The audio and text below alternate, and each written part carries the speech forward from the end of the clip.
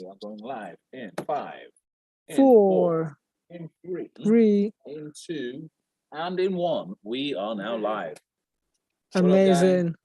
On YouTube, how you all doing? What up, YouTube gang? Everybody that came to the event yesterday. I think it's our highest selling event so far. Yes, amazing. And the amazing DLT Lounge. Big love for the DLT Lounge for our home. Humble Road. Yes, sir. Big. Yeah, it was crazy yesterday. We had what, 60 odd people? Something like that. It was a good turnout. It was a good turnout for sure. It's growing. Third ever event. Will we make it to 100 next time? God willing. Yeah, we will. Let's push that. 100 attendees on the 4th event. We'll put it out there in the universe. Yeah, we can do that without a doubt. Think about it. Most of the people that were there are not even the people that are in the game. His video is out now. So you might as well show people a little bit of a snippet of the video. Yes, sir. Yes, sir. Should we just start off with the disclaimer? It's very important. Let me just load that up. Just load that up. 1 second, guys. Okay, let's start the webinar now. What up, good people? It's your boy Ninja, one of the co-founders of Blockchain Sensei. Got my other co-founder, the GOAT, Mr. Hardin, over here. We've got my other co-founder, the third co-founder, Keish, on call. Don't know what he's doing right now. But yeah. I'm here. What's good, guys? Oh, you're there. Amazing. It is currently Monday, the 3rd of October, 2022. The time is currently 11 minutes past 8 p.m. UK time. Just to iterate, every single Monday, 8 p.m. to 9:30 UK time, we do a free weekly webinar called The Game, where we cover weekly updates on the crypto and stocks market with live technical analysis, deep diving into fundamentals and reports. And occasionally we have special guests and we have AMAs. If you would like to be inside the place, inside the Zoom, please click the link tree in the blockchain.sensei Instagram bio. Register your free Zoom ticket via Eventbrite and you'll be sent the Zoom link. Alternatively, you can catch the live on youtube.com/blockchainsensei, replays on youtube.com/blockchainsensei. Like, comment, subscribe, share. We've recently hit 500 subscribers on YouTube. Let's get to the next milestone, which is 1,000. Okay, because we keep it 1,000 in here. So, for those that are unaware, and just to iterate, all our content, not 99% of it, 100% of our content is for education, information, and entertainment purposes only. And let me just close my video because the internet's been a bit slow. Yeah, all our content is for education, information, and entertainment purposes only. And it should not be considered as investment advice or a recommendation to buy, sell, hold any assets, nor place any trades. Please always do your own research. Our content is intended and should only be used for informational use only. It is very important to do your own analysis before making any investments, which should be based on... Oh, let me just mute. What's going on? There we go. We should be based on your own individual circumstances. Please always pay your bills. Please always pay your credit cards and debts, etc. Please always pay your child support. You know what I mean? Etc. Before investing in any assets. Okay. Child support is more important than Bitcoin, baby. You should always take independent professional advice from a professional advisor or independently research and verify all and any information you may find on our show that you wish to rely upon, whether you wish to make an investment decision or otherwise, because some people just watch this show and they find it entertaining and educational and edutainment, but then they don't make any investments, which is strange, but also fine because I know this is advice. All investments come with risk. Please always do your own research. We are not financial advisors, and we do not intend to be perceived or received as financial advisors. However, we are working in collaboration with several Exactly. Several accredited, because a financial advisor would not do a high-pitched voice They might do if they have a higher pitch voice. Not naturally. And that's no disrespect to all the financial advisors with high-pitched voices. I However, don't actually know any. They've all got really low low voices. voices. Yeah. However, we are working in collaboration with several accredited financial In fact, advisors. if you know a low-pitched financial advisor, put in contact with us just so we can say you're actually the only low-pitched, Wait, do you mean high-pitched? high-pitched High-pitched financial advisor. financial advisor. Because Victoria's not really that high-pitched. No. She's quite mid-range. Yeah. Ben is definitely not No. high-pitched either. But yeah, there's Yeah, big ups to our mid. So just so we have a vocal range, we need a financial advisor with a high-pitched voice. That's what we're looking for. Let it be known. just to spice it up. Just Entertain. if you are unable to mitigate your risk, then please contact us immediately so we can refer you to an accredited financial advisor. I know this is a stocks and crypto show, but there's one thing we've got to get out that, you know, we've got to talk about the football just temporarily. Sorry, guys. Go on. Oh, I know why? I there's don't want to hear about football. I know there's going to be people watching the show that are Manchester United fans, and every No, now and there's not. We are Oh my God, there is. so there's me, there's Deco, there's Matt, there's a few others. So I'm with you, brothers and sisters that are Man United fans, and I'm going to give anyone that is not a United fan, that is an Arsenal fan, a Liverpool fan, a Tottenham fan, a Chelsea fan that wants to laugh at us, I'm going to give you 10 seconds to do that. Your 10 seconds starts now.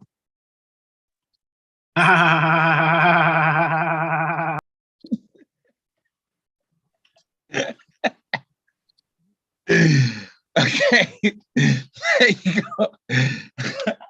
Don't worry, it did hurt, and trust me, when the tables turn, I'm gonna do the same thing.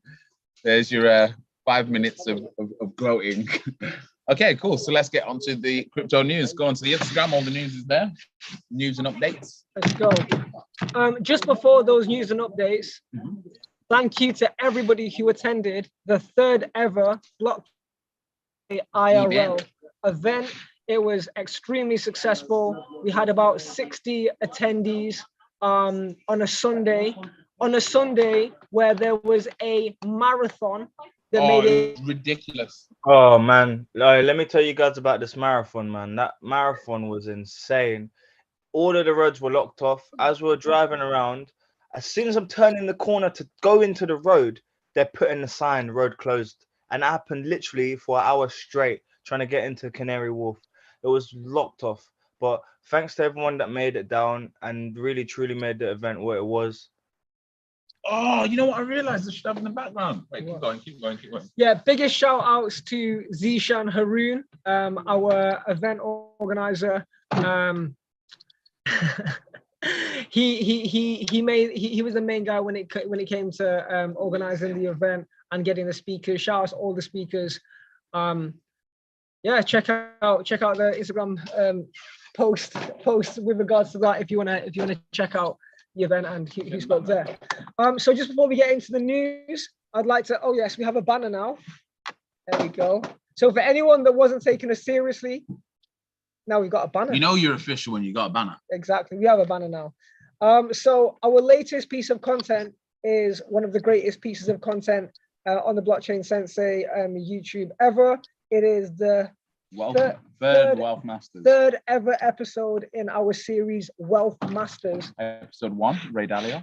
Episode 2, Ian Dunlap. Episode 3, Debson Osakia.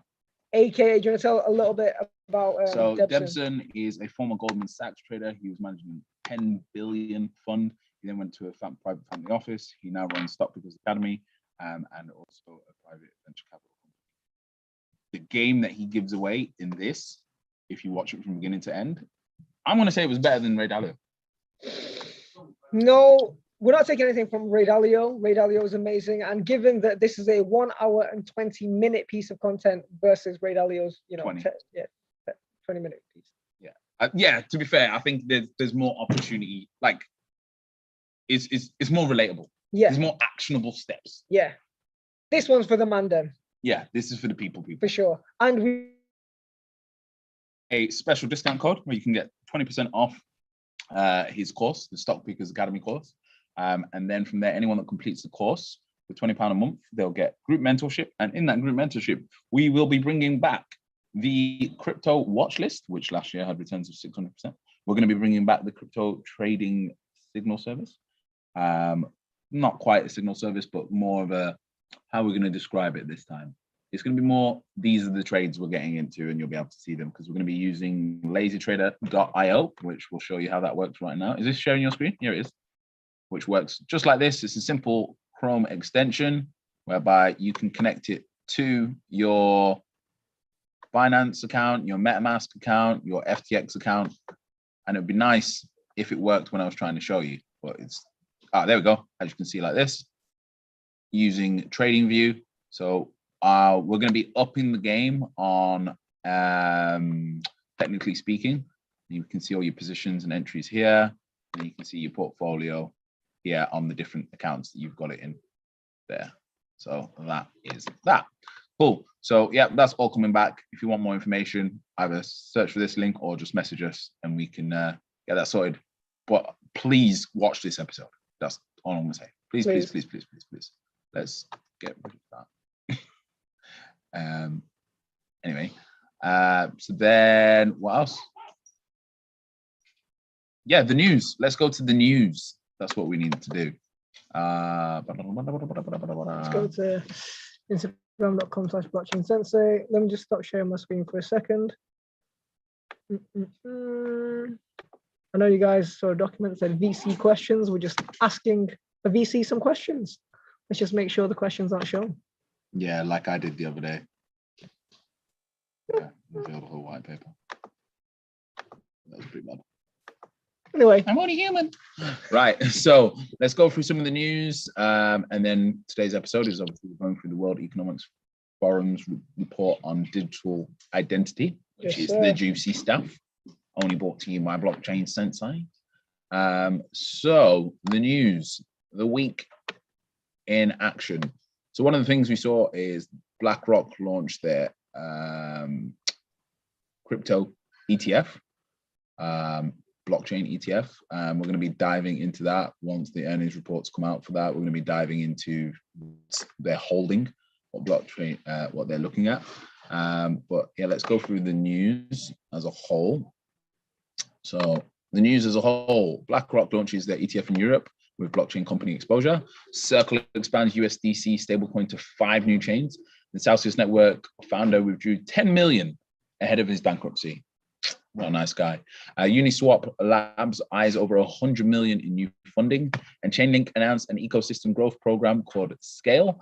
Then we had Robinhood selects Polygon to launch Web3 wallet beta. Big news. Big news for the Polygon gang. Then we have Meta opens its NFT sharing on Instagram and Facebook to all US users, which is amazing. And OpenSea NFT marketplace adds support for Optimism. Now, in terms of what you might want to be looking at, obviously we come to you with a game every week. These are the top projects being looked at by VCs. We have Sui, which currently has 16,912 page visits. It's being funded by FTX Ventures, otherwise known as Alameda Capital, Binance Labs, and I think it's just those two leading that one. Then we've got Aptos with 15,593 page visits, financed by Dragonfly Capital and Binance Labs. Then in third place, we have Onera, which is currently got 10,468 page visits. It's been funded by JP Morgan, LRC Group, and I can't quite read who that final one is. But you might want to go and look into those projects and have a look at what they're doing, especially the little one down there that's actually been funded by Sequoia, which is called Hooked Protocol. Sequoia and Binance Labs getting together on something. We keep giving you these. We keep giving you these. The information. We keep giving you these every week. Do your own research. So Ethereum actually has closed its third quarter with a 25% price increase. And top 10 gainers amongst GameFi total Q3 2022. Where are we at this week? We are still in the lead is Mancunium. Come on, you Mancuniums. But it's on Bitmart. It's a bit of a harder one to purchase, that one. The one that's absolutely smashed it would be Prosper, which is on the Binance chain, and it's now currently got a market cap of 15.8 million and has increased by 433% this quarter. So if anyone's saying that there's not any money in crypto to be made at the moment, they just don't know. They just don't know where to look. However, we're literally telling you every week where to look. So one of the big pieces of news that everybody's ignoring is that Solana had another outage again. Why is it Didn't it? happening? But this amazing project, considering Cardano has got the third highest amount of total value locked, hasn't had an outage. Oh, guys, never sleep on Cardano. Don't forget about Cardano. Cardano, guys. Currently Cardano. 7x from the all-time high. All I'm going to say. Could be a bargain. Third place for total value locked. It's got more total value locked than Binance, which has its own bloody exchange. And it has more, it's second place to Solana, which is backed by OpenSea and everybody pushing it in the world. Guys, come on. Just do your own research. Anyway, top 10 NFT collections by 7-day floor price growth. So if you've been watching this every week as we're updating you, these floor prices are actually booming. So Aliens NFT is now up to 0.1. I think your opportunity to get in on that one is still might be there. And if you look, 7-day average price growth is up to 0.1512 ETH on that one. Undervalued asset at the moment. Well, what we seeing? What's really undervalued? So 7-day average price. Got what's really high on this side. I'd say this one here. Pixelmon generation 0.4681 ETH average. Current floor price 0.388. Not financial advice. So other bits of news is Sega have officially announced they're launching a crypto game. Where hey, Sega. And then Credit Suisse have got themselves into a bit of a financial sticky icky. But let me just go to the other news that I had on my Twitter. So I had some great stuff on the Twitter. Damn, what happened to Credit Suisse, bro? People are saying that they are gonna default and they're gonna go bust. But I've got some source on that. So in the latest yesterday I went through this, but today I'm gonna go through, where is it? There's a thread that I've done. I think it's on my personal Twitter.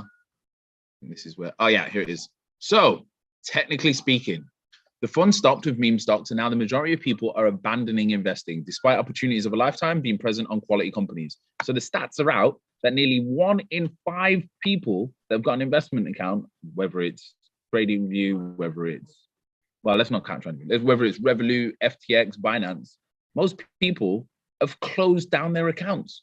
Why do you think that is? Because they probably bought the highs of GameStop and AMC, and now they're down, and they're like, oh no, I'm not making any money.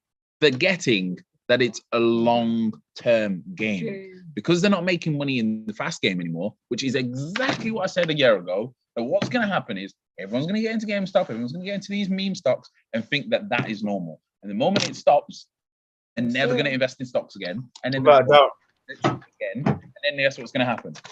They're going to close their accounts. They're going to close their accounts. And what's happened? 1 in 5 people are closing their accounts. So, and what's even more worse, it's up to 21% of millennials and Gen Z investors are closing their accounts, which is just. I am Mr. Harding. Hi there.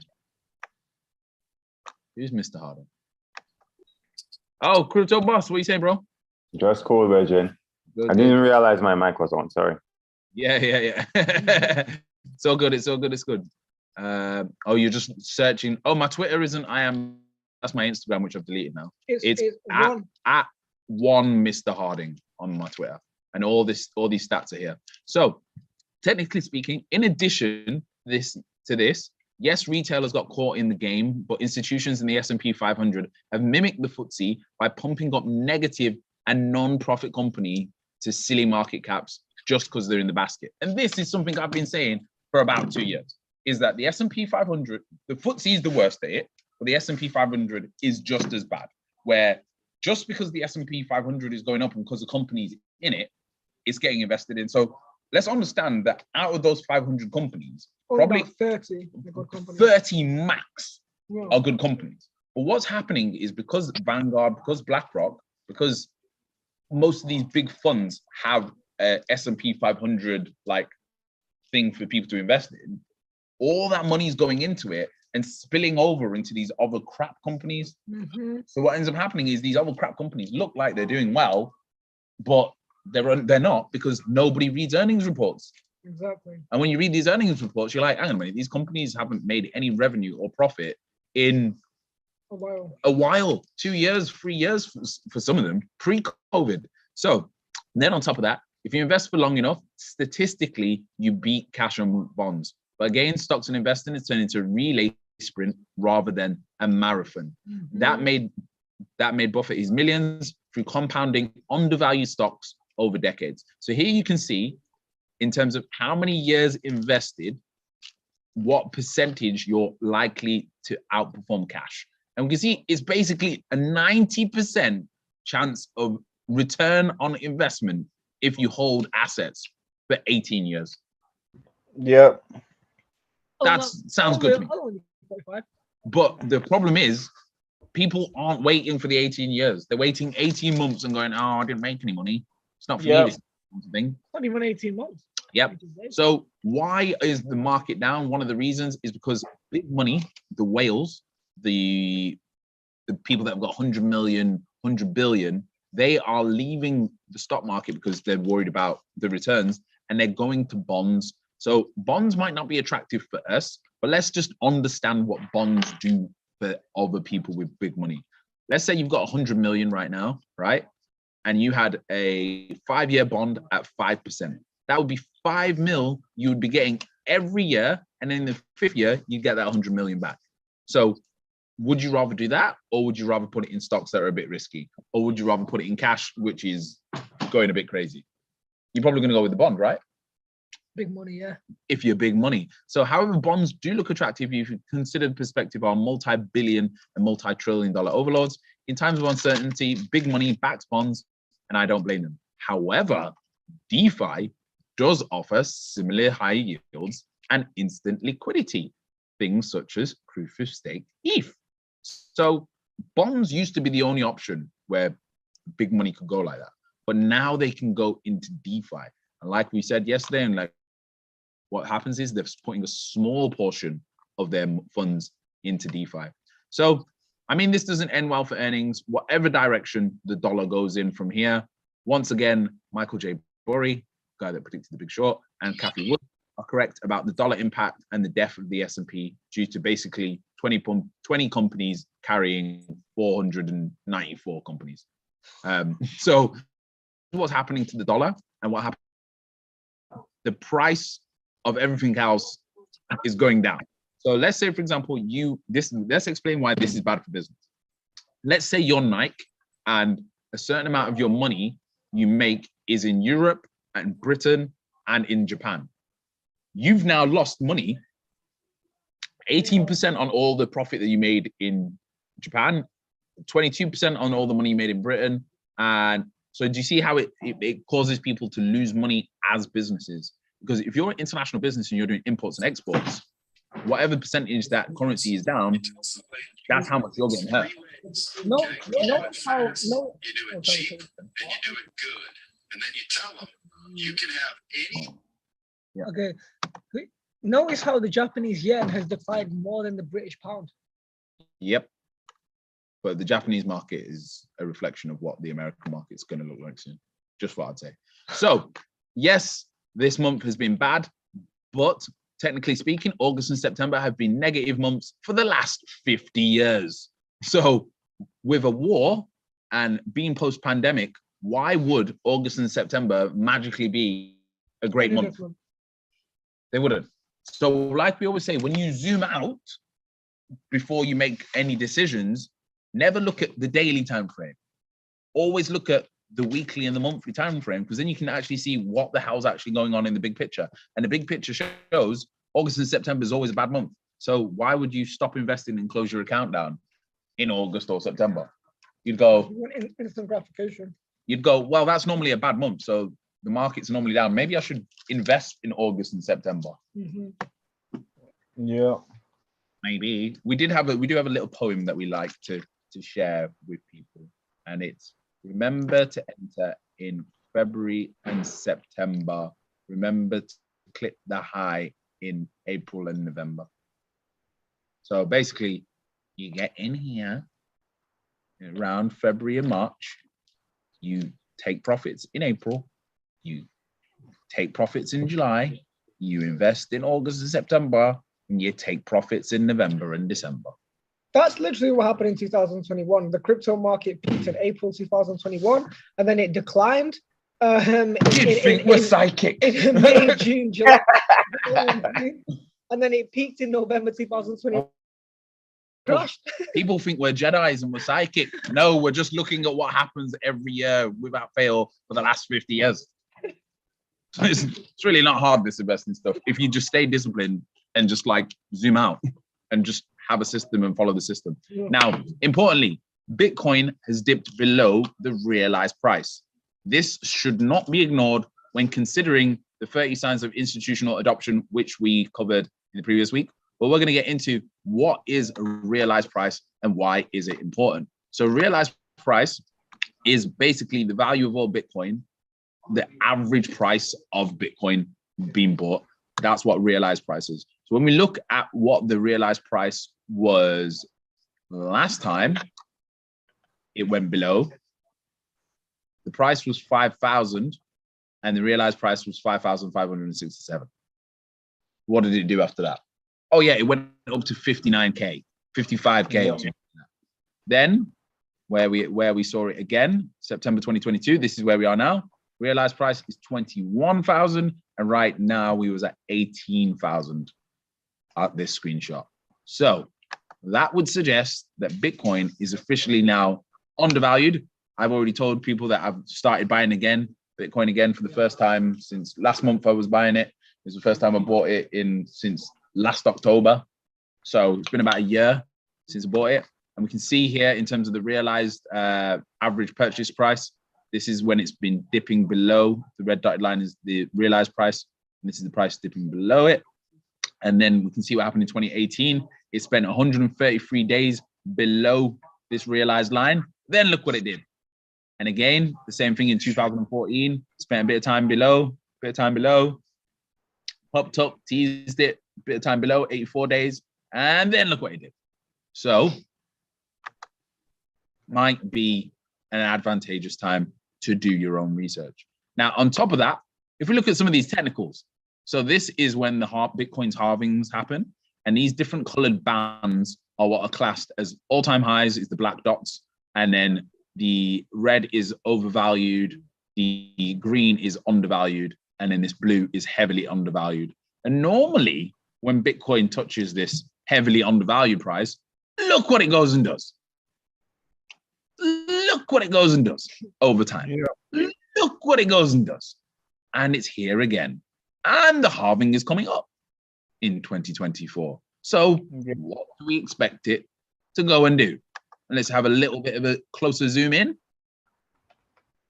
Ideally, that would suggest that if Bitcoin went down to 16,000, that is the point where I think it would bounce quite violently from 16,000. But again, like I've said, I'm dreaming for 8K, 12K Bitcoin, but I know that's probably never going to happen. But yeah, that would be my dream Christmas. I've said it before. If it gets down to that price, I'm probably going to get a loan. Probably. That's me. That's me anyway. But anyway, when goats quote goats, that's when, you know, it's happening. So Ian Dunlap quoted Michael J. Burry saying, this morning there are still 218 primary stock listings in the United States with a market cap of over 1 billion with an earnings before interest, tax, depreciation, and amortization of less than negative 100 million. Wait, just slow down. Just slow down. What does EBITDA. EBITDA? Oh, EBITDA, EBITDA. Yeah. basically earnings. So EBITDA is basically a company being able to say, this is how much profit we made before we did our tax, before we did our depreciation on assets and all this shit. That's what it is. So the EBITDA on most of these companies is minus 100 million. There is 218 companies in the S&P 500 that have a market cap of over $1 billion and are minus 100 million in profit. That doesn't make sense. That is why America is about to explode. It's not because of all this other stuff. It's because we've been dragging this dead horse for 10 years. Wait. I'm just. Let me just get this straight. So market cap are over 1 billion. So that means there's over $1 billion publicly invested in this company. Yeah. In this company, and this company, for example, makes less than 100 million. No, it makes minus 100 million. Yeah, less than $100 million. No, it's negative 100 million. Oh, it's in debt. In debt. Yeah. Oh shit, that's bad. Yeah. And 29 of them have market caps over 10 billion. That's not good. Oh. So that would basically mean that there's 655 billion worth of money in the S&P 500 that just shouldn't be there. Oh wow. And unfortunately, that's a lot of people's pensions. Oh no. So it's pretty nasty when you actually start understanding this stuff, guys. Pretty damn nasty. Oh, so that is mad. Yeah. Do you guys believe that there's a good way of having a pension? Not anymore. Yeah. I think we've got. I was speaking to a financial advisor and I heard that there's a certain type of pension that's the only good one that's out and there's only a few slots. I know one. Personally, this is what I'm doing for my mom. It's dollar cost averaging into tier 1 cryptos. And then it's dollar cost averaging in blue chip stocks into blue chip stocks, mainly Apple, Microsoft, Nvidia, Google that run the world. And then dollar cost averaging into Digital Realty Trust and Crown Castle as REITs, because guess what? If I dollar cost my mom into property, it's going to take a while to get it out if she needs it really quickly. But in a REIT, guess how long she has to wait to take the money out? 48, 24 hours. But guess what's happening every month? She's getting a dividend. Oh, getting paid the dividend. As you can use that dividend. When I get paid dividends, I'm like, damn, this is crazy. I'm not a financial advisor, though. I don't know what I'm talking about. I have no idea. I have no qualification. Don't copy me. I have no idea what I'm talking about.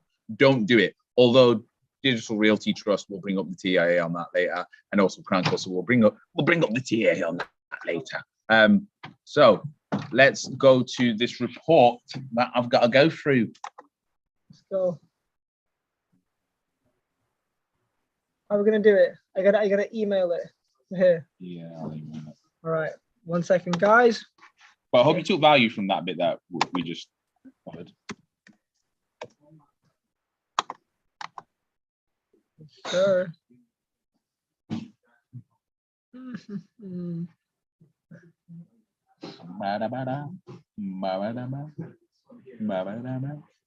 Just email it to the Gmail. Don't do Drive. Just email it. Quicker. Take a look at my boyfriend. Oh, take a look at my girlfriend. Take a look at my girlfriend. She's the only one I got. I can't lie, man. That was beautiful. Thank you. Yeah. Have you got your reading glasses on, Mike? Partly. Is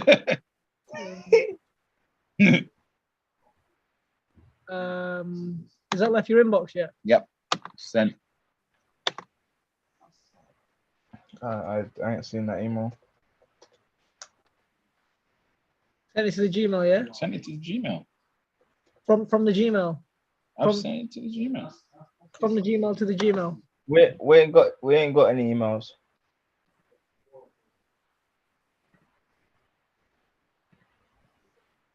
Did it not come through? Yeah, I got it. Got it? Yeah, there we go. Wait. Okay, Boom. cool. Boom. Let's download this. Close these little tabs. How many people are going to go through the World Economic Forum paper with you on a Monday evening? About Exactly people- that. I was spoiling you, What a treat. and it's annotated. It's Spoiling annotated. you. You annotated it. Oh, wow. Spoiling you. Here we go. I don't want to do the rest of this presentation like this in this voice because I'm from the World Economic Forum. And No, don't do that, mate. You sound like you smoke 1,000 cigarettes, lad. Yeah, but if you keep that up, you're gonna have a sore throat by the end of the day, mate. Sounded like Pete and Buzz, bro. Okay, I won't do that, boys. I'll be a little bit more serious. So Yeah, we're we're not gonna learn. we're gonna go through some of it, just the parts that I've highlighted. So parts that I've highlighted is the people that they've got involved: Santander, BlackRock, Visa, Deloitte, Lloyd's Banking Group, Bill and Melinda Gates Foundation, Swift. Oh no, the killers. Are all people that are involved in writing Wait, this is that paper. Bill Gates? Is that? No, not Bill Gates, but Their wait, foundation. might have been. Wait. So just scroll up. Do we? It was his foundation. Oh no, sorry. Yeah, it's his foundation. My man. You get me. Wef. He's a big Wef man. Where's Wef, Donny? Where's Wef? Wait. A very important name here that we need to remember. Mr. Joseph Lubin. Oh. If you didn't know, well, now you know. Joseph Lubin is a part of the World Economic Forum. Oh, and what does Joseph Lubin know? Oh, yeah, MetaMask. Yeah, crypto's so decentralized. Oh, sorry to ruin it for you guys. But, you know. No, we need to clip that up. So I got too many crypto MetaMask. I keep telling people, take it off MetaMask. Put it on a ledger. So I'm going to give you my overall consensus of from reading this, what I think is going to happen. Unfortunately, sometimes the things that I think are going to happen end up happening. And then we're going to go through it a little bit. What I think is going to happen is DEX is going to be made illegal. I've been saying for ages. Illegal. Didn't I said Uniswap or MetaMask are going to get attacked. Something's going to happen to one of those two. Oh, Right? I like the fox. So something's going to happen to one of those two, and it's going to cause them. the entire crypto market to panic to get out, and they're going to try and get out into probably MetaMask, and then they're going to regulate MetaMask. So it would make more sense if they attack Uniswap first. Everyone goes, "Oh, I need to get my money out. Let me put it into MetaMask," and then they go, "Oh, actually, MetaMask is illegal now. You can't use it. Only banks can use it if they've got a license to use it." So then what will happen is everyone will have to go to banks to exchange their crypto for fiat. Oh. Now, why? Is because the banks are in the best position to validate identity. So what's going to happen is if you've got your crypto in a MetaMask, you might be in a bit of trouble. So you might want to get a ledger so that you can exchange the ledger with other people and go, look, I've got this amount of crypto on my ledger. That person goes, okay, I'll give you this much fiat for it. Otherwise, it's going to get tough. So anyway, like I said, let's just go through some of these things. These are the people that were involved in the research.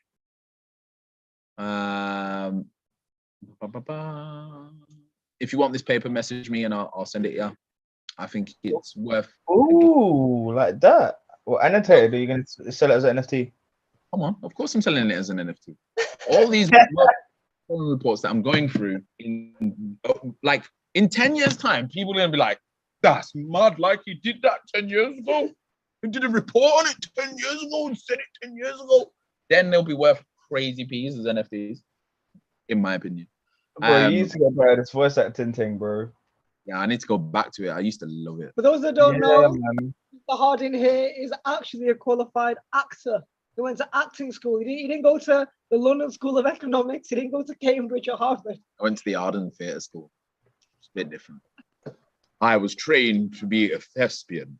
Now, you shall understand that increasing transaction volumes, the number of identity-dependent transactions is growing through increased use of the digital channel and increasing connectivity between entities.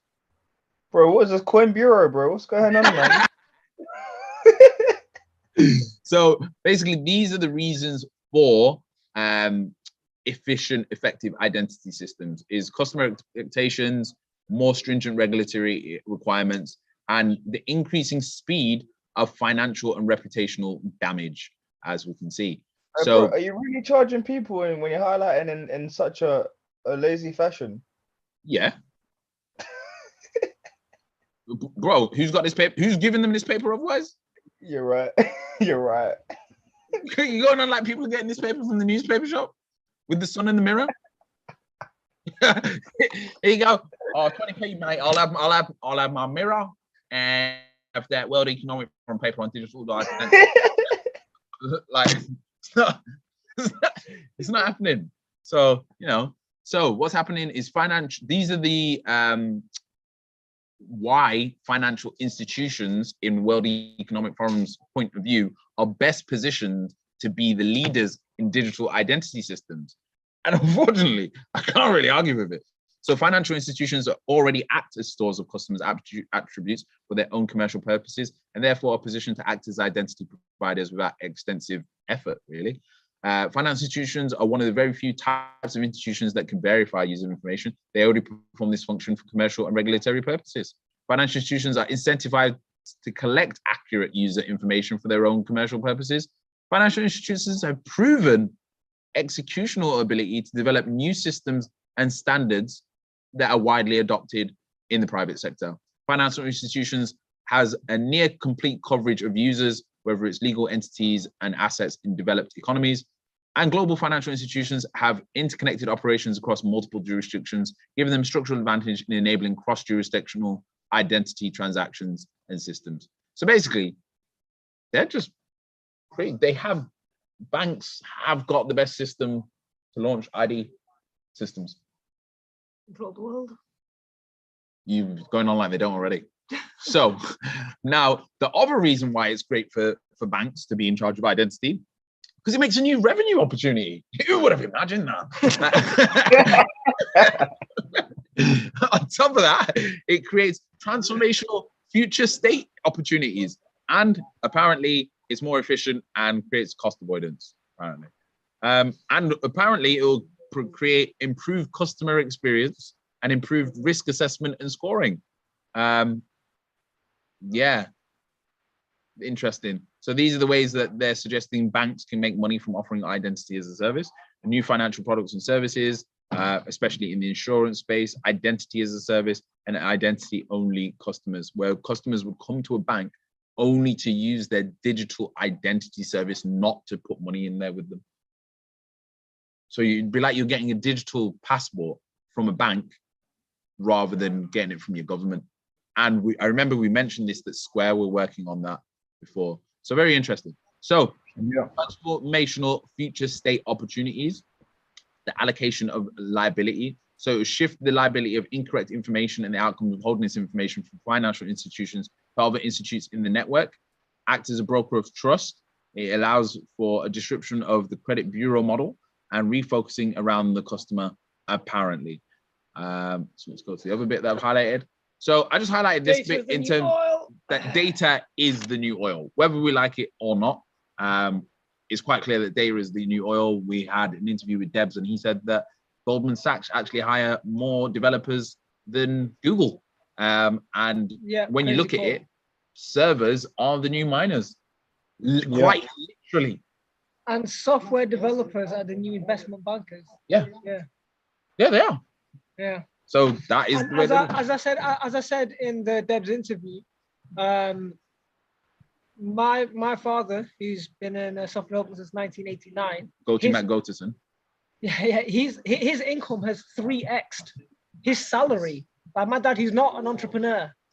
He's an employee. Show me any other industry where people's salaries are 3x. 3x. No other industry. In like 2 years. No other industry. It's insane. Crazy. So so here's the reasons why they're suggesting identity needs to be made digital, because apparently, and again, it's up to you if you agree or disagree with these. Current identity systems exclude people because they can't. Some governments don't make it easy for you to obtain your identity. Fair enough. Poor user experience, as services to users do not match their needs or delivered inconveniently. I've had my fair few issues with my ID and the British government. Information overexposure. So user information is overexposed, putting users at risk of identity theft and privacy breach. That's literally what's happened to you right now.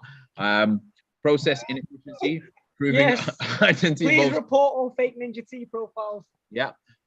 Inefficient service delivery, obscure risk, fraud, and that's for businesses. And for society, service exclusion, service mismatch, and fraud again. Now, in terms of the business problem, inefficient onboarding processes, inefficient, costly, and ineffective know your customer and due diligence processes. We know that's true. When it comes to getting a new house or anything like that and having to hand over all your paperwork and them getting your paperwork checked out, it's long. Yeah. Would a deep fake be covered under fraud? Yeah, of course. Yeah. So at the moment, it's difficult for entities. It's difficult to attaching individual identity to corporate identities. Kind of true.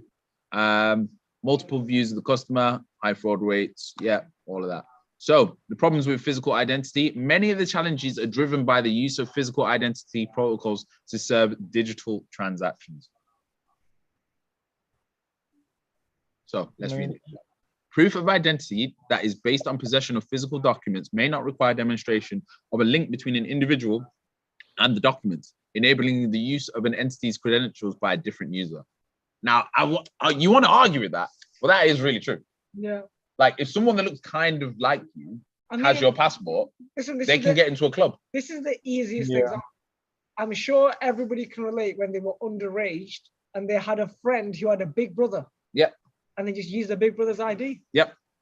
So physical identity documents can be falsified, altered, tampered with, damaged, lost, or stolen. Yes. Yeah. That can happen. I've lost my ID countless times. You want to talk about tampered?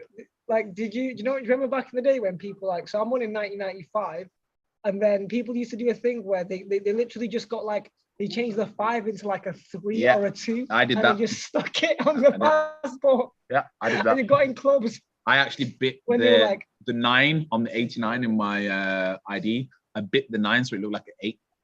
So you could get in clubs at 17. Yeah, it worked.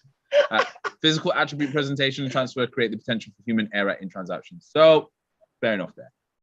Theoretically, you did that, right? In the past. Yeah, in the past. In the past. I wouldn't recommend doing it now. What was it in the future? We don't know. So revenue growth. So the benefits for digital identity, again, we've said is revenue and revenue growth, because apparently financial institutions would have opportunities to offer identity as a service, which they already do. If anybody's ever used government gateway when trying to do stuff on bloody registered businesses or anything like that, there's always that one where they go, oh, if you've lost your government gateway number, you can use the bank or the post office it's always Barclays or the post office to do something. So it is there that banks are already kind of doing it. Now, this is where I found it very interesting. New and maturing technologies have been important implications for the creation of robust digital identity systems. These may hold considerable promise for identity and are being explored by many different players. New technologies may offer improved methods of storing user information, increasing user control, privacy, and security. Distributed ledger technology, otherwise known as blockchain, combined with encryption and cloud storage, allows information to be held and transferred point to point and dispersed in mutable network. But for some reason, they didn't just keep it straight and just go, yeah, basically the blockchain helps. Many different players. So authentication will be done by biometrics, including fingerprint, retina scanning, heartbeat waveform, and facial recognition based on heartbeat waveform. Yeah, I wonder what kind of devices track all of this. Okay. Ah, Has anyone got an Apple Watch by any chance? yeah. Has anyone got an iPhone? By any chance? I think it might have Like Samsung watches, I've seen do that. all of this biometric data Apple has on you. Oh yeah. And people are just paid what, 1,500 for the new Apple iPhone? Oh yeah. It's crazy how like people pay for products that then monetize on their data. Yeah, Oh yeah. it's crazy. So the big fear is the security of all this digital stuff. One And thing I don't want to skip past, bro. They Yeah. said many other players. Yeah. This is all a game, bro. Many other players. Players, bro. Players. If you ain't playing, you getting played. That's why it's My called the God. game. So yeah, I'm gonna stop there because this is quite a confidential paper. If you want the paper, let me know. I'll send it to you. Yeah, that's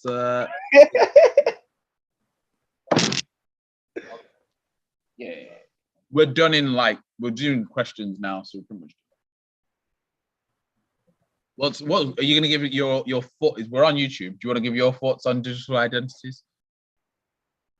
No, he doesn't want. Okay. Okay, fair enough. Yes. Crypto boss. Crypto Boss has a question.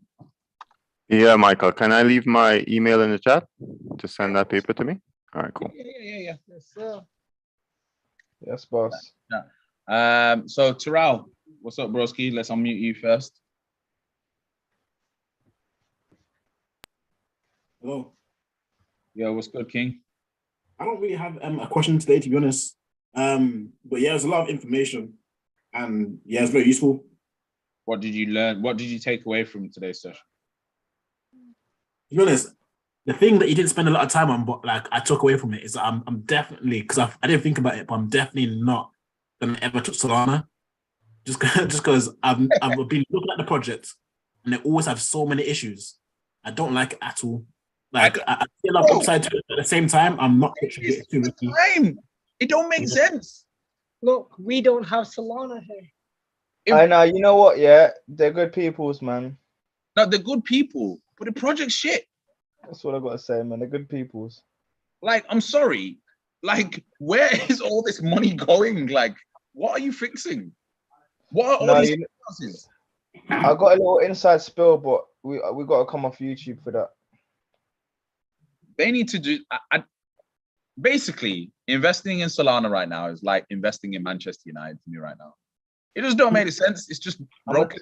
I'm gonna give you the inside spill after, guys. If you want to hear the inside spill on Solana, when we come off live, I'm gonna explain it all for you guys. You're gonna know everything. Yeah. Okay. Fair enough. Actually, you know what, guys? I was gonna say as well. You didn't talk about it, but obviously I mention this every week. But XRP as well, their volume went up 5x. I was wondering what you guys thought about that. Yeah, I'm hearing the case is wrapping up. I haven't heavily brazily gone into it, but I'm hearing the case is wrapping up on that side. And there's just a big this whole, the whole wealth transfer, whatever. Yeah. That's what I'm seeing at the moment. But yeah, there's a lot of good positive stuff for the case, and this is the reason. Unfortunately, for me, whenever I'm trading, one thing I actually don't look at is volume ever, because once you know how to make your own crypto, you realize how easy it is to create volume. Like, it's I myself with my own crypto could create like 1 million, 2 million worth of volume. That's myself. So if I then have like multiple people working for me and multiple bots, you could set up 100,000 traders trading $1 between each other all the time. Yeah. That's the only problem. Unless you're going to the XRP ledger and tracking through every hour, like the actual amount, the dollar value of each of these transactions, I just don't believe volume.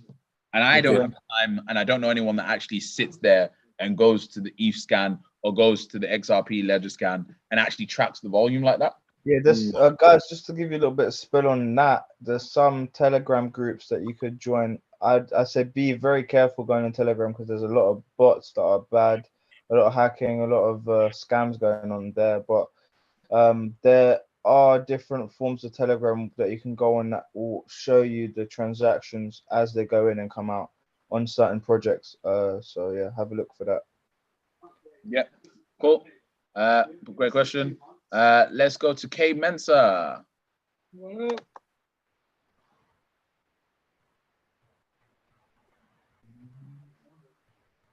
K Mensa, are you there?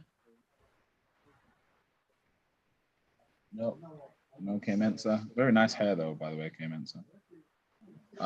Let's next go to Mr. Martin. Yeah, can you hear me? Yeah, can Yes, hear you. sir. How you doing, buddy? Yeah. How you doing?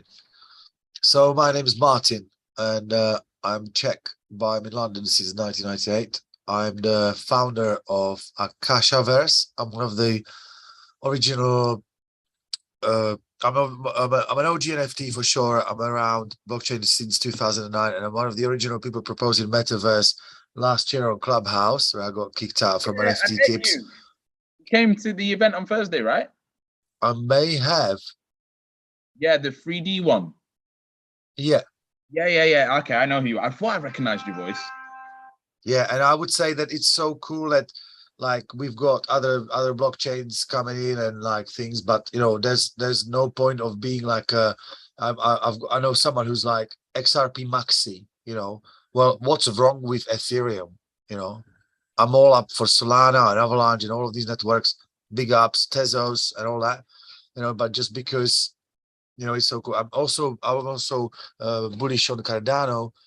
We wanted to set up some nodes and everything, but you know what's wrong with Ethereum? What's wrong with Bitcoin? You know, okay, nothing's wrong. These are scaling up. They are faster. They're doing things. There's no point of arguing. Like I have PC and I have a Mac at the same time. I've got Bitcoin, Ethereum, and Solana, whatever. But I don't think that right now it's the time to sort of look at it as a like a fiat type of investment opportunity. It's more like the utility of it. That's what I'm looking into. And yeah, if it's cool, I'll post our Discord. We have community of about 400 like scientists, coders, and people. I'm plugged into the US. I'm around this movement for a while. And like what you're doing is phenomenal. I've learned a few new things. I like the infographics and stuff. And everything. Thanks so much. You don't know how much that means. Like, Thank you, OG. so OG to say that. That's like, thank you. bro, thank you, man. Appreciate that. Love. I'm gonna have to meet this guy. No, I met he's amazing. Like Right. the things we spoke about that we're gonna work on, Oh, for sure. next level. Okay. Next So you met level. for the first time on Thursday. Yeah. It's Amazing. amazing. Thank you so much. Thank you, bro. Yeah. Let's go All to the best. last. Thank you, man. good. We've got another Terrell. Terrell, have you got two accounts in it? Wait. Should we not ask him to spit some game? I mean, Go on then, Martin. He's Go on. been in for 13 years. What, Martin? What would you say is your ultimate? Oh, actually, if you could go and speak to your younger version of you when you first got into crypto, or in your first year of crypto, what advice would you give yourself? What, me? Yeah. Well, I would have many things. I would set up a mining rig when people were telling me it's no point doing it. That's what I didn't do. I would have probably keep one Bitcoin, which was the advice that I was given when I had 5 Bitcoins. I was told, just keep one, mate. Just keep one. I went through over 20 Bitcoins over time. Now I have no Bitcoin whatsoever. I always made money because I've been careful. The other thing was, Wait. Can I just dive into that? Is there any reason why you have no Bitcoin right now? You said he sold it. well, because I don't, I'm not a hodler. I'm someone who's into utility, as I outlined earlier. So, like, say, for example, in 2012, I paid someone with Bitcoin to do the service, and whenever I get any crypto, I usually pay people. Now I have invested all of the proceeds that I had, which is around, which is over 100K in NFTs. I also had a Bored Ape for a little while. I invested it in the project that I'm doing. So I have finance bootstrapped the Akashaverse project, which is about empowering people, making the world a better place, and utilizing blockchain to bring more philanthropy, because blockchain offers transparency. So if you look at the Discord and what I'm doing and the people that are doing it, there's so many of us around the world who want to make the world a better place. So the only thing I would advise to my younger self was keep that one Bitcoin and just hold it. But now I'm considering Bitcoin is low, so. Sorry to interrupt you. Were DeFi loans weren't around back then? You couldn't like get a loan No. against your crypto back then, could you? No, I don't think so. Nah, I DeFi don't loans know. was out like 2017. Yeah. At the very top of 20. Do you know what? We'll have to have a separate conversation. So that's a very unique way to look at crypto. So you basically look at crypto as a kind of asset class to deploy into philanthropy, which is the reason why you do not hodl crypto. Yeah. I've never heard No, of but it's true, because if crypto is the true place of philanthropy, because every penny is trackable. At the moment, you got all these philanthropists saying, "Oh yeah, I made 140 billion. I've given it all away to charity." What have you? What charity? Can we see what that money's doing? Yeah, what's the money doing? 7% maybe makes it. Like if all of us decide to support any project, like say we go, we won't know what's happening. So what we're doing is we're building a metaverse where you can track the data of the project in real time, rather than mining your data and sell it to you as advertising, like the model is now Google and Facebook and all that. We're the antidote of it. With the blockchain was meant to be something like Ubuntu, like open source, community built, and now that corporations are jumping in. Essentially, I want to create vehicles for change. So people who want to put money somewhere, they will see who is this project, what they're doing, where the money is going, how it's working. And rather than having to read through 200 pages of stuff, you'll be able to see it on the phone in the metaverse, like actually what this project is about. So that's just one of the aspects. And then I'm working with some degens. We want to empower people, bring digital literacy and so on. So I think if I could also speak to my younger self, I would probably get involved with the Ethereum group fully. Because when I met Vitalik, I was like, yeah, this sounds really cool. Wow, yeah, sure. My friend Thomas is one of the designers, and I've met with Charles Hoskinson in Shoreditch. He was telling me about the proof of stake. I didn't have any idea what he was talking about. I was like, Charles, if this is going to work, then when was this? No, we heard about this. We heard that they were all Gavin Wood, Charles Hoskinson, and Vitalik. We used to just always hang out in Shoreditch. I've just moved out of Shoreditch. What year was this? This was like 5-6 years ago. 2015, 2014, 16. They were doing these meetups, like same way today you have a Web3 meetup or something. They had an office as well. Yeah. Basically, we found the guy that Gavin Wood was renting from, that he had an office from, and he got his flat from, right? And he was trying to say, "Oh, can I pay you a little bit in Ethereum?" And he was saying no. And then he saw Ethereum spike, and then a year later, it was like, "Oh," he came back. It only spiked by like a few dollars. He's like, "Oh wow, I could have made like 100% return on investment on this Ethereum thing on that you offered to pay me some of your rent in." So he's like, "All right, what I'll do is I'll let you pay me 1 month's rent in Polkadot in your new project." Oh, and then he didn't even get 1 month's rent. He got like he let him pay like half of the rent. In Polkadot. Like pre-launch. Oh my god. Yeah. Mad. I don't know. Like, I don't know if we crazy. Like insanity was happening around Shoreditch. How did I live in Shoreditch for a whole year and I didn't know about this crypto history? Nah. Shoreditch has got the craziest crypto history. These are like the telltales that like you can only find out by knowing people. Yeah. Only this is not a thing that people talk about. In the space, like Shoreditch has a special place in the crypto story. It's like the birthplace. Well, not the London. birthplace. It's a key area for it. London overall is a place where Amir Taki was in a squad with some other people coding the Ethereum stuff.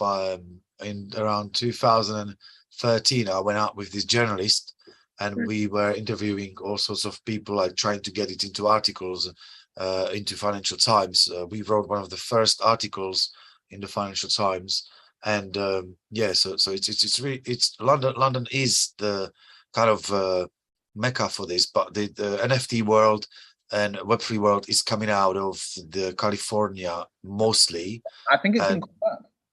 and London is very important hub for all of this anyway. Yeah, I think it's going to come back. The government Definitely. wanted to come back, and I think if with all this regulation and legislation goes through in America, and then the UK go, yeah, we're not going to do it. If they even dare to try not regulate whilst everyone else is regulating for 1 year, the amount of money that would come here would be insane. There'd be crazy talent that would just move here from like Silicon Valley and shit. Everyone. Like, No. It's not crazy talent from Silicon Valley.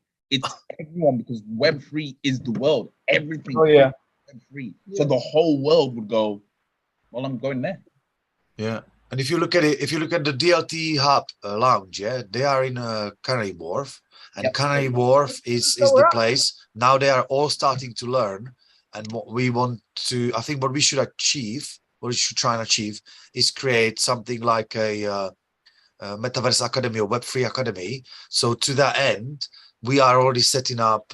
I set up an agency last year, but we're offering like consultations and things to all of these companies. But like my take is different. You know, I'm an artist, and I'm looking at looking at the utility and the user case scenario, and over time, like especially now after a year and a half on this project, for me, it's rather what the blockchain can do for us, how it can be transparent and so on, how the smart contracts can make the world a better place, how it can empower people. So these are the kind of things that I'm looking into, and I'm going to be speaking on the NFT London. That's the NFT NYC. If you heard about it, it's in November. That's quite an important event, I guess. It's amazing because like the project, what I've seen of the project that you showed. Am I allowed to talk a little bit about what you showed me? You can tell them everything. Yeah, like it's on Unreal 5. So it's not one of these shit, Yeah. like high quality, and it's like way bigger than Grand Theft Auto. But Okay. we'll talk about that later. But yeah, okay, one more thing to Grand Theft Auto. So we built an entire world in Grand Theft Auto. It's called 5M. It's for the modders, but it's on for educational purposes only, and it's just one world. La-di-da. It's so cool. It's called The Gardens. You can access it through our Discord. There's a link to it. You just need to do some hoops, buy license and stuff. But what we're doing is we're essentially building a people's metaverse on the Unreal Engine, where you will have a say in what's happening and stuff. And there's a play to earn in the Discord where if you're just chatting, you can earn points, and then in future you will be getting coins, our coin that you can swap for crypto and for money and stuff like that. So yeah, definitely worth checking out. I'll put it in the chat, and we are super early in. You are all of you are early in this game, and yeah, I don't know. Some people are into like let's get rich quick, whatever. I think there's no rich quick. I think you need to shoot and aim really well. Like for example, I managed to do 20x on Hex last year. So I had a tip. I put 5,000 into Hex, and I got 20x in a month. Yeah, so that's, you need to know what's going on. Yeah. Don't go for the FOMO basically, and only spend what you can afford, really. But yeah, like I think now it's going to be soon time to maybe buy a little bit of ETH or a little bit of Bitcoin, because once this markets shake up and everything, it's gonna be on the rise. I think, in my opinion, that's just an opinion. And we value your opinion. I'm so glad you mentioned Hex. I'm staking some Hex till June 2023, which is gonna be my 28th birthday. So hopefully that'll pay off.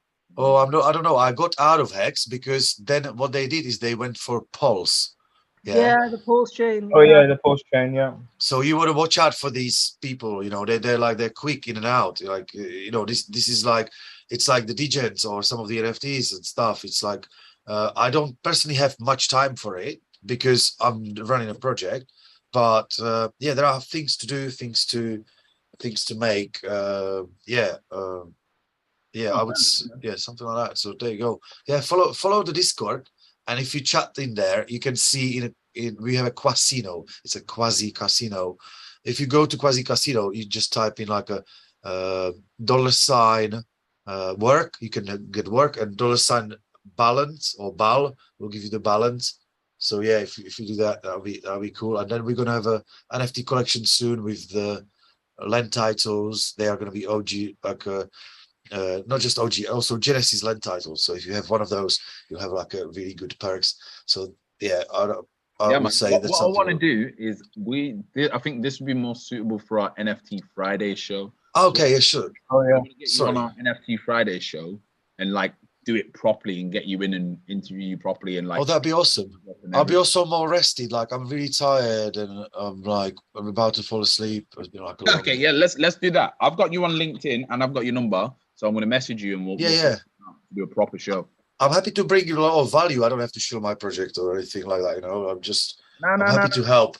We just want to have you involved. Like, okay. Oh yeah. One of the things that like my grandparents taught me is years of experience beat inexperience. Like, there's things that like only through experience you can know and understand. Oh yeah. You can be around people that have got experience. You skip so much. Oh yeah. So that's where I'm like, okay, yeah, I can onboard people to NFTs in half an hour. I've got a whole system like 4-way, like, you know, Coinbase, MetaMask, OpenSea, on Cyber. Let's go. I can show you how to do NFTs in half an hour. Like, and also if you are into short trading, yeah, I would give you one good tip is to get yourself a bot. Make sure you have a fast computer, fast internet, and basically every time you need to have your bot set up. So in case it's going down, the bot will sell it to USDC or something like that. Yeah, USDT. And then you wake up in the morning, you still got your money, you know, like literally the bots are your savior if you are doing that. Let's have a private conversation about that. Yeah, let's definitely have a private chat about this. Schedule yeah, cool. Oh yeah. Boys, man. Message me on LinkedIn, innit? Let's go. Yeah, man, definitely. Last question was, thank you. Crypto Boss, did you have a question? No questions, Michael. Data is the new oil. EBITDA, Bitcoin price versus realized price. That was my takes for today. And all this stuff that Martin was talking about just blew my mind. So I'm already in the Discord. Perfect. Thank you. Perfect, man. Love. Also, love everybody. Before we go, shout out to K Mensa for listening to us while he's in the gym, busting a workout. Yeah, man. Yes, sir. Love. Appreciate Grow in the body, grow in the mind. Love that. Love. Right, guys, thank you very much. Another great episode. Oh, wait. I did say I was going to do a tiny bit of TA because I haven't done it in a while. Let's just whack some TA. I said I was going to look at Crown Castle and DLR for you. These are the REITs that I was just talking about. Oh, the lazy trade. We want to go DLR, Digital Realty Trust. Here we go. So this is Digital Realty Trust, and then we can go to the weekly. Okay. We look at it over the last, what? 5 years. Let's go 5 years. So that'll be what? 2018 is the last 5 years? It was at $85. It's now down at $95. So it's still technically up-ish. Just about. Let me see if I can do the oh, yeah, you can. Oh, yeah. So look, it's still up over that time period, slightly, but the highs that you could have been getting are crazy. But now, in terms of a dip, this thing was at 180, and it holds pretty much the majority of the world's data warehouses. And I don't know if you can see this, Well, that's a pretty neat support line. And then what's happened here? Boom, spike up. Let's go to look at that on the daily. Yeah, perfect touch and bounce there. Nice. So for me, this is kind of around a buy zone if I was buying DLR. Next one I was going to show was Crown Castle. Also, before we cut off, just stop the YouTube and I can talk a little bit further about that thing that I was going to speak about. Cool. There's the weekly on Crown Castle. Same kind of thing if we look at it. So since 2018 even, this is where the last real base on it was. There, and then there's another one just here. I doubt it's ever getting down to the $74 price ever again. But again, look, since 2000, how long ago was 5 years ago? That was 2017, right? Yes, So 2017, where's the measure tool? I don't know where the measure tool is.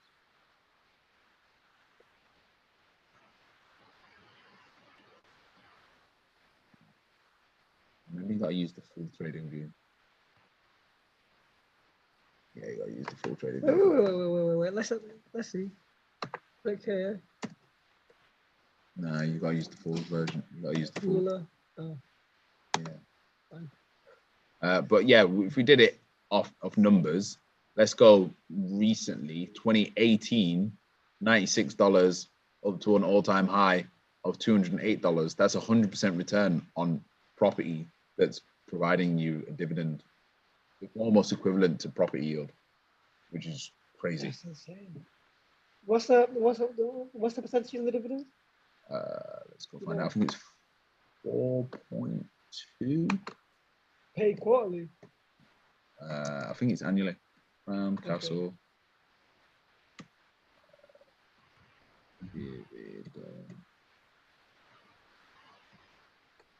Interested in this?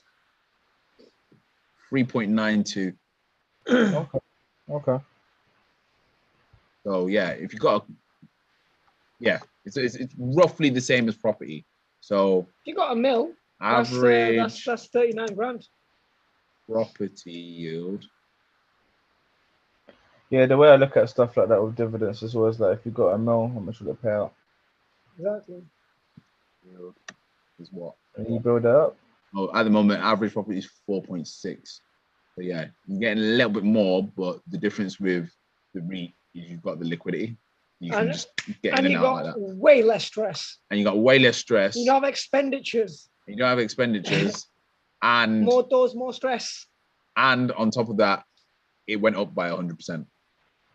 Yeah, real estate doesn't double Yeah. like that. So it does occasionally if you get an absolute steal, but that's about it. Cool. So that's the TA. Thank you for watching on YouTube. We're gonna